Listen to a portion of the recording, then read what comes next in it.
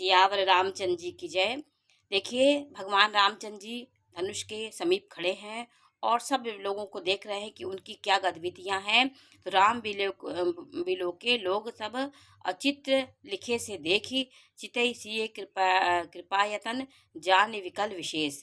रामचंद्र जी ने देखा कि सब लोगों की ओर देख रहे हैं राम जी, और सब लोग चित्र से लिखे हुए से देख पाते। जैसे चित्र में व्यक्ति स्तब्ध रहता है और खड़ा रहता है, उसी प्रकार रामचंद्र जी ने सबको भयभीत देखा। कृपाधाम श्री रामचंद्र ने सीता की ओर देखा और उन्हें विशेष व्याकुल जाना।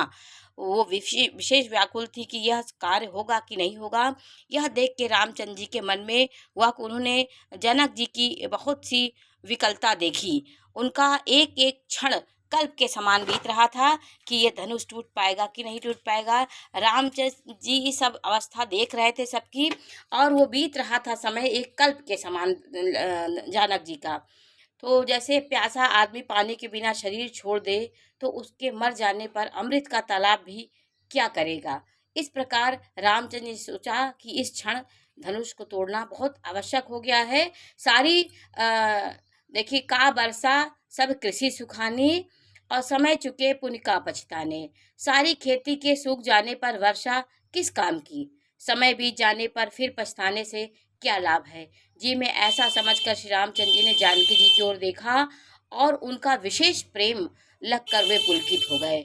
उनका उनके प्रति विशेष लगाव और मन में उनके प्रति इतनी अगाध प्रेम देख करके रामचंद्र जी ने पुलकित हो गए, और मन ही मन उन्होंने गुरु को प्रणाम किया और बहुत फुर्ती से धनुष को उठा लिया।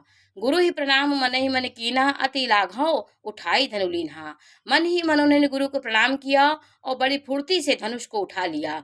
जब उसे हाथ में लिया तब धनुष बिजली की तरह चमका और फिर आकाश में मंडलाकार हो गया। इतना विशाल हो गया कि आकाश में मंडलाकार स्थिति में, गोलाकार स्थिति में हो गया।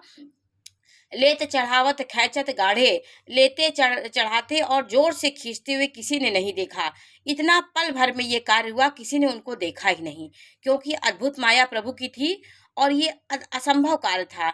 ये तीनों काम इतनी तेजी से हुए कि फुर्ती से धनुष कब उठाया गया, कब चढ़ाया गया, कब खींचा गया, इसका किसी को पता नहीं चला। सबने श्री रामचंद्र जी को धनुष खींचे खड़े। उसी क्षण रामचंद्र जी ने धनुष को बीच से तोड़ दिया डाला। भयंकर कठोर ध्वनि हुई और सारा लोक उस ध्वनि से भर गया।